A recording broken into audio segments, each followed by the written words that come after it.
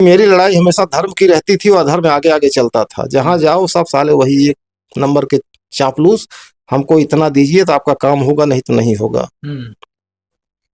कितने हमारे नाम से पूरे जिले के शासन प्रशासन लोग कांपते थे उस समय कि चेहरा मेरा कोई नहीं देखा था, लेकिन मेरी कलम चलती थी। मेरी कलम कहा हुआ पूरे जिले में चलता था, उत्तर प्रदेश में चलता था, एकदम हालत खराब सबकी थी। लेकिन जब माताजी ने मुझे प्रथम दर्शन दिया, दीदार दिया, उसी दिन मेरी बैग बंद हो गई। बेटा ये मत चलाना, अब तो जिस राह पे चले हो वह राह चलेगी, अब तुम जिला प्रभारी बन क्या करोगे, जगत प्रभारी हो गए। अच्छा, जो पत्रकारिता जगत से आप जुड़े हुए हैं और उसमें देखा जाता है कि अंधविश्वास पे बढ़ावा ज्यादा नहीं दिया जाता, उसको रोकथाम करने की प्रयास किया जाता है, तो आपको क्या लगता है कि जो आप बातें बता रहे हैं कहीं ना कहीं अंधविश्वास से जुड़ा हुआ? हम बता रहे हैं कि अंधविश्वास से जुड़ा हुआ 1% नहीं है, बशर्ते आध्यात्मिक विज्ञान को दबा दिया गया। भौतिक विज्ञान जो सामने चल रहा है इसके आगे आध्यात्मिक को दबा दिया, लेकिन आध्यात्मिक विज्ञान आज भी उसी तरह से है। जब तक आप गहराई में नहीं जाएंगे, आध्यात्मिक विज्ञान की प्राप्ति सिर्फ तपस्या से होगी, साधना से, कहीं और से नहीं होगी। उसका रास्ता यही है। और जितने लोग कहते हैं कि अंधविश्वास, तो एक बार आजमा के देख लेना, उनका विश्वास बढ़ जाएगा, अंधविश्वास अंध हट जाएगा, विश्वास बढ़ जाएगा, दूध का दूध पानी का पानी हो जाएगा। अच्छा, यहाँ पर देखा गया संभल हिंसा की बात की जाए, उत्तर प्रदेश के अंदर बहुत चर्चित मामला ये भी है संभल के में आए दिनों। अब 2 दिन पहले ही मौलवी जो संभल जो जमा मस्जिद है बीच की, जिसपे बताया जा रहा है कि जो हिंदू पक्ष के लोग हैं उनका कहना है कि इसमें पहले कल की अवतार कहे जाने वाले महर्षि का मंदिर था वहां पर, लेकिन हरिहर का मंदिर था वहां पर, लेकिन वहीं पर मुस्लिम पक्ष का कहना है कि नहीं, इस पे पहले से ही हमारा ये पूजनीय स्थान है। और वहीं पर हिंदू पक्ष का कहना है कि इसको पहले से देवी देवताओं का आकृति था, उसको लीप पोत करके पूरा व्हाइट कलर का उस पर परत चढ़ा दी गई है। तो क्या आपको लगता है कि ये जो मामले हैं जिसमें देखा जाता है कि जहां भी मंदिर था, क्या उसको तोड़ करके उस पर मस्जिद का निर्माण किया गया है? देखिए, जितनी पुरानी मस्जिदें हैं, चाहे जामा मस्जिद हो, चाहे कोई भी मस्जिद हो, सब हिंदू मंदिरों को तोड़ करके बनाई गई है बाबर के समय में। और समस्या जो है कि हमारे यहाँ पंडित शब्द डाल करके जवाहर का पिता आया, ठीक, जबकि वो मुसलमान था, कश्मीरी मुसलमान, और पंडित शब्द डाल करके यहाँ वाहवाही लूटा और यहाँ के धन को बटोर करके आनंद भवन बनाया। बहुत आगे बाजार चली गई, बैरिस्टर था वो, लेकिन उसकी कूटनीति इतनी बढ़िया थी कि महात्मा गांधी को मिलाया। महात्मा गांधी बहुत अच्छे आदमी थे, आज भी हम कहते हैं गांधी हम शर्मिंदा हैं, कातिल तो तेरे जिंदा हैं। महात्मा गांधी कोई दोष नहीं था, लेकिन मिलाया। अब बुजुर्गी में थोड़ा सा बुद्धि कमजोर हो जाती है, क्योंकि अनशन करते करते पूरा बुजुर्ग हो चुके थे वो। मिलाया और जो है भारत देश को 3 भागों में कर दिया, और ऐसे ऐसे कानून बना दिया मुसलमानों के लिए कि अब क्या बताया जाए। वही सब कानून आज मुसलमानों का मन बढ़ा दिया है। वक्फ बोर्ड, क्या जरूरत थी? हिंदू बोर्ड नहीं हो सकता? आज तो सरकारों को चाहिए कि हिंदू बोर्ड बनाए। वक्त बोर्ड कह करके जिस भी जमीन के ऊपर वो अपना दावा पेश कर देते हैं, हाँ, मतलब मेरी हो गई, तो वो हो भी होने की जाती थी अगर सरकार कांग्रेस की होती। नहीं, समाजवादी पार्टी, हमारा निवेदन यही है प्रधानमंत्री जी से भी है और मुख्यमंत्री उन्हीं के, जज उन्हीं के, सब कुछ जी, तो क्या न्याय मिलेगा? इसलिए वक्फ बोर्ड को समाप्त किया जाए। प्रधानमंत्री से भी मेरा निवेदन है और राष्ट्रपति से भी है।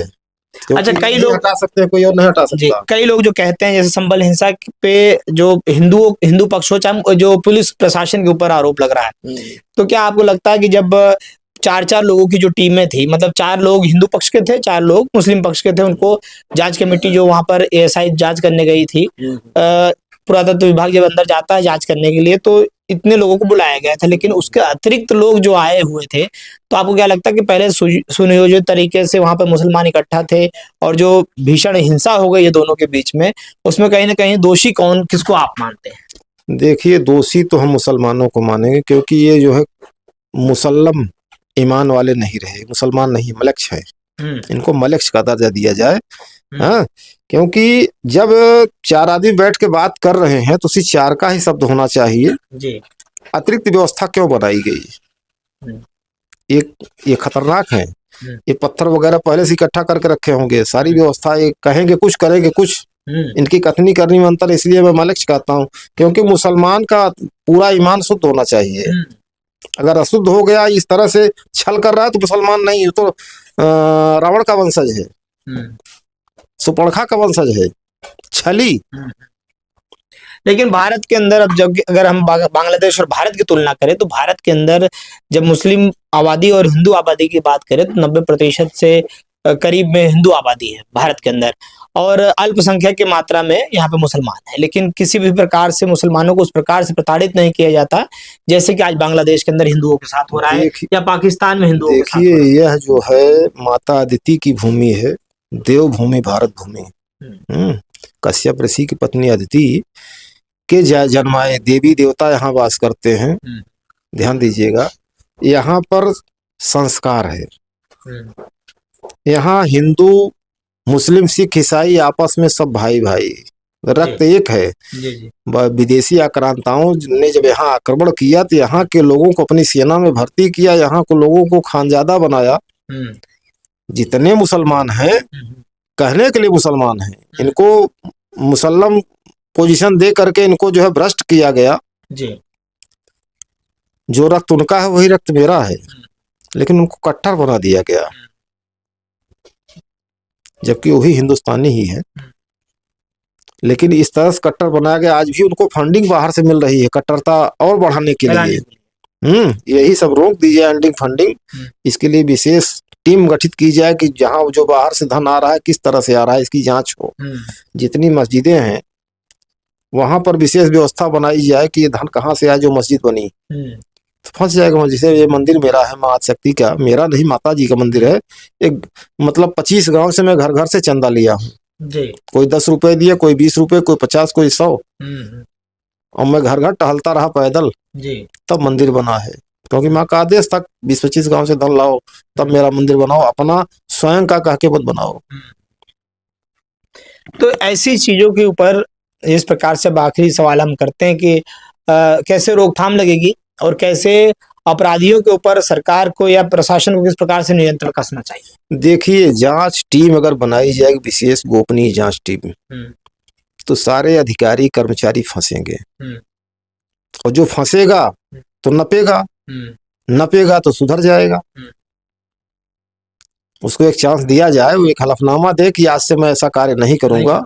उस हलफनामे को एडमिट करके उनको छोड़ दिया जाए, जाइए काम करिए। एक बार सुधारने के लिए इस तरह से फंडा चलाया जाए कि सब सुधर जाएंगे। हाँ, सब सुधर जाए, कोई गलत नहीं जाएंगे। जो हमारे दर्शक देख रहे हैं आपके वीडियो को और उनकी कोई समस्याएं हो, अगर कमेंट करते हो तो कहाँ कैसे मुलाकात करेंगे? और भाई ऐसा है कि क्या समस्याओं से आप उनकी समस्या का समाधान कर सकते हैं? कुछ ऐसी बेड़ियों से बंधा हूँ कि कुछ लोग गलत काम यहाँ आके कर गए, तब संकल्प नहीं चलता था, मैं इसे डायरेक्ट ठीक करता था। लेकिन गलत कर गए, जैसे ठीक हो गए तो कौन बाबा भी पहचानता, अस्पताल में भर्ती होते तब तो पैसा भरते। तो जो संकल्प मध्य हवन यज्ञ माता जी चाहिए था वो नहीं दिए, भाग गए, तो हमको दंड मिला। अच्छा। और वह दंड इस कदर मिला कि डॉक्टर आया और अपना पानी चढ़ाया मेट्रोजिल डाल करके, लेकिन कोई फायदा नहीं हुआ। तो मैं एक चाय लेके अंतर ध्यान हुआ तो देखा कि अंगूठे से ज्यादा मोटा मोटा दांत मेरे फेफड़े तक घुसा हुआ है। दांत घुस गया था। माता जी प्रार्थना की, एक लात मारी, 3 मूर्ति खड़ी, मैं फला स्थान मेरा स्थान है, खुड़ई माता हूँ, नंदुरबाग महाराष्ट्र मेरा स्थान है। फला दुबे को ठीक कर दिए हो, मेरा पद भी नहीं मिला, मुझे मन्नत माना था, मैं इसको राजा बना दिया, और मैंने मन्नत पूरा नहीं किया तो मैं दंड दी हूँ, अब छुड़ा दिए हो। तुम कहे हम हो बुलाए जा, 5 मिनट के अंदर समाचार आवे चाहिए। तो 5 मिनट कोहराम मची वहाँ, तो मछली गए पानी लोगे आई के महाराज उठाए फोन का जने मर जाइए। हम कहे हम मर जाइए, हमारा लड़के बच्चा बने हुआ होते हैं। तो गए माँ इस प्रार्थना के कहने का गिलास पानी 11 बार जय माता दी बोल के पी ले, आंशिक लाभ हुआ इतवार का। इतवार का है पहला संकल्प है। उसके बाद माई कहें बेटा आज से बिना संकल्प किसी को मत देखना, क्योंकि दुनिया यूज फार थ्रो है, यूज करेगी और भाग जाएगी। संकल्प हुआ है भाग रहा है तो मैं पकड़ के लाऊंगी। तब से मैं फ्री हो गया, आजाद हो गया। मतलब रजिस्टर में एंट्री पहले करवाई, हाँ हाँ, पहले एंट्री हुई है। नाम पता एड्रेस रहेगा तो बिल्कुल। भाई वही तो, अब वो उसके लिए एक गिलास जल और एक अगरबत्ती की जरूरत है। जिसकी इच्छा कहे भाई, सिंदूर, रोली, कपूर, अगरबत्ती, नारियल, चुनरी, मिष्ठान, इत्र, माला, फूल लेके आए। जिसकी न इच्छा कहे सीधा आए, एक गिलास पानी, एक जल पे अगरबत्ती, संकल्प हो जाएगा। संकल्प हो जाएगा।